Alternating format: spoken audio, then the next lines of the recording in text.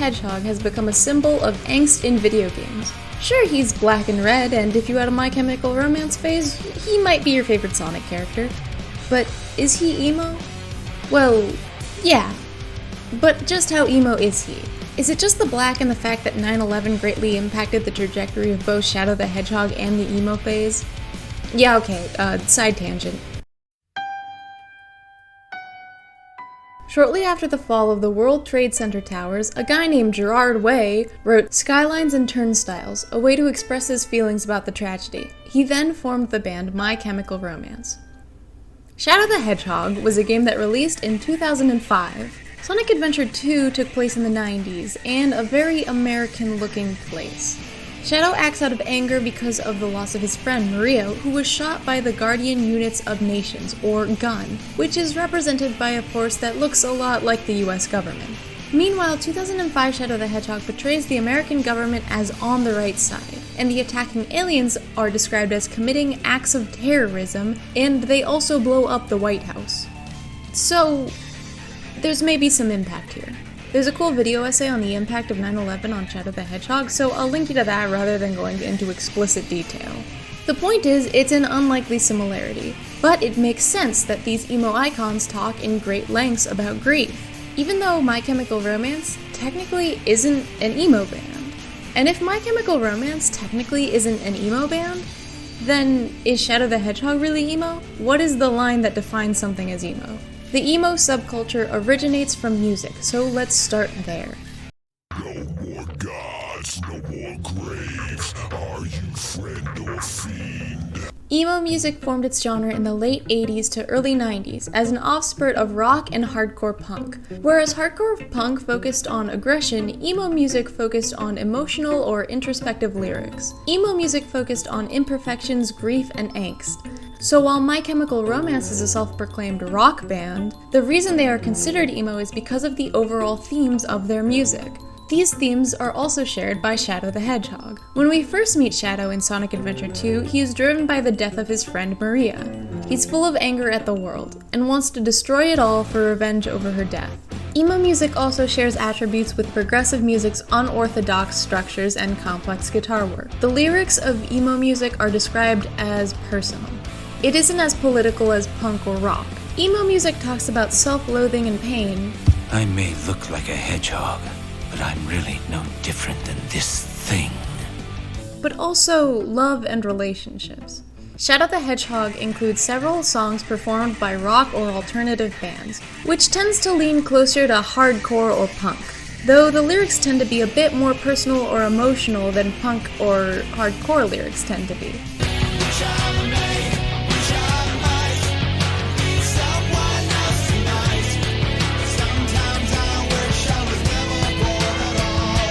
Now, if you're wondering, there is a large difference between emo, punk, and goth. People tend to lump them all into the same category, but really they're based on entirely separate ideals.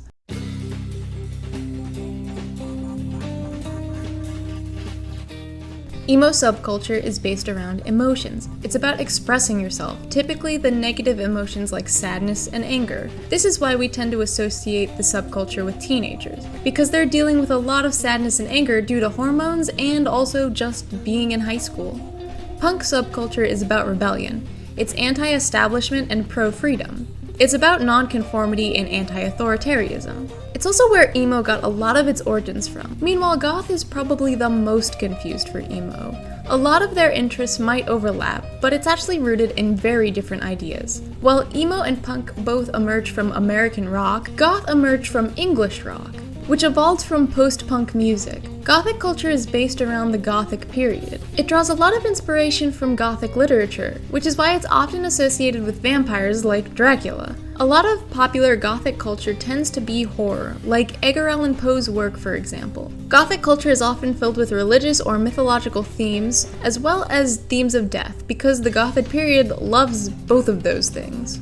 The reason these subcultures are often confused is because of the dark fashion sense that they share, but if you look closely, they're actually very different. Gothic fashion is inspired by the Victorian and Elizabethan period. It has very delicate clothes and a variety of accessories that include historical elements such as corsets, gloves, and jewelry. They also might apply white foundation and dark eyeliner, lipstick, and eyeshadow. This adds to the horror inspiration. Many women wear dresses, but it's more common for men to wear pants.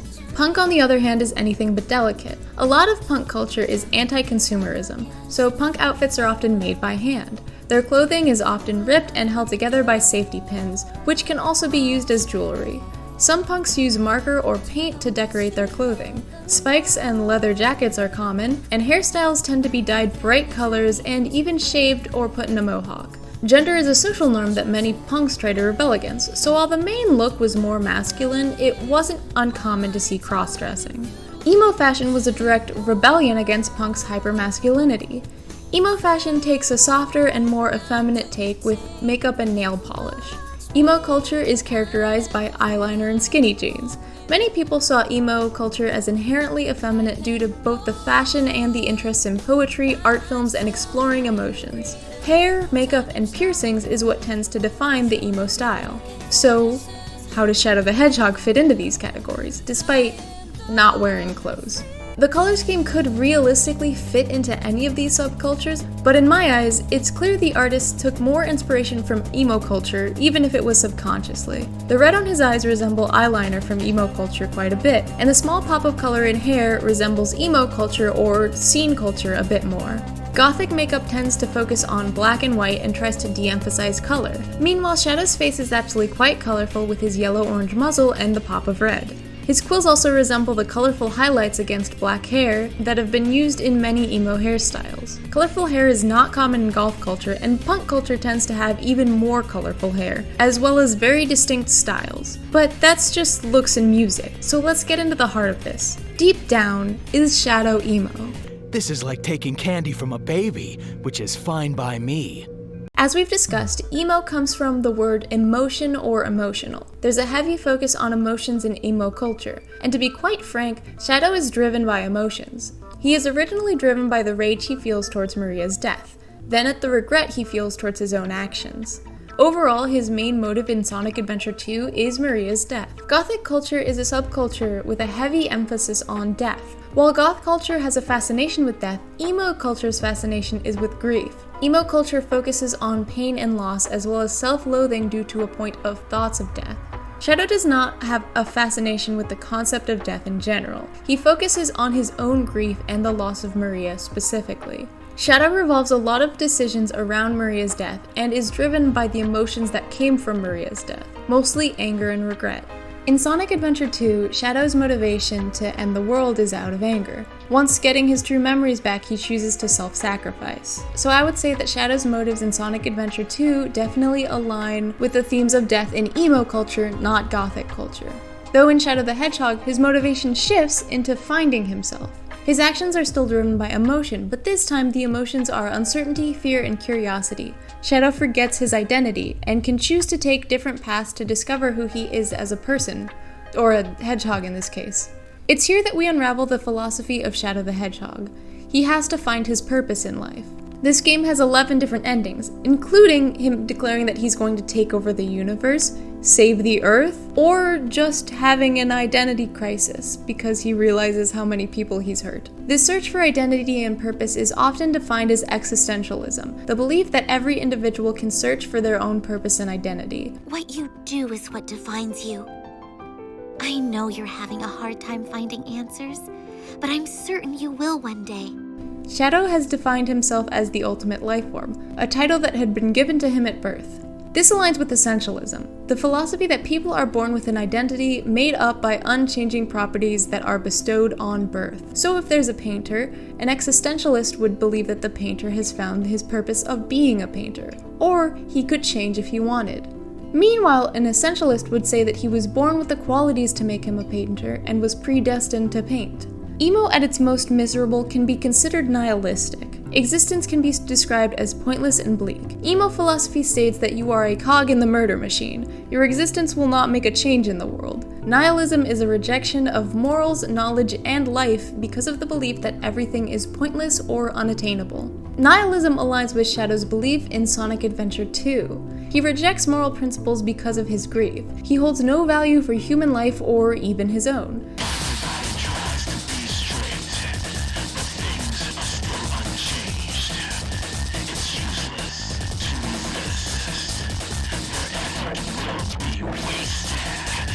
However, there is a shift in his philosophy when he obtains his true memories in Sonic Adventure 2. Maria wants to provide everyone on Earth a chance to be happy. In Sonic Adventure 2, you could consider Shadow's actions as essentialist. He is told that he should protect Earth, so he does. But there is also a choice in that. Meanwhile, Shadow the Hedgehog 2005 takes a much more existential route, giving the player multiple choices and determining that Shadow should determine his own destiny. It's a pushback against the essentialism of the Ultimate Lifeform title. Punk is a pushback against essentialism and the thought that everyone has a place and essence that is unchanging. It values freedom and dislikes establishment and authority. But emo culture loves to dabble in punk philosophy and can be found overlapping. Emo culture doesn't focus on being politically divergent, but socially divergent. A large theme of emo culture is being alone or different from the social norm. However, both focus on anger at the system. Shadow has a lot of anger at the system, but also ends up working for Gun. Again, this game was heavily influenced by 9/11. Shadow is always socially divergent. He doesn't align with any of the main characters and is overall very antisocial and keeps to himself. But his existential philosophy of finding his own purpose can be seen as punk. Overall, I'd say Sonic Adventure 2 Shadow is Shadow at his most emo. He's driven completely by emotion and falls into a very nihilistic view of life. Those traits do carry over into other games, but there's also a bit more influence of specifically punk culture from this point on. Gun is not my enemy tonight. Just an obstacle in my way.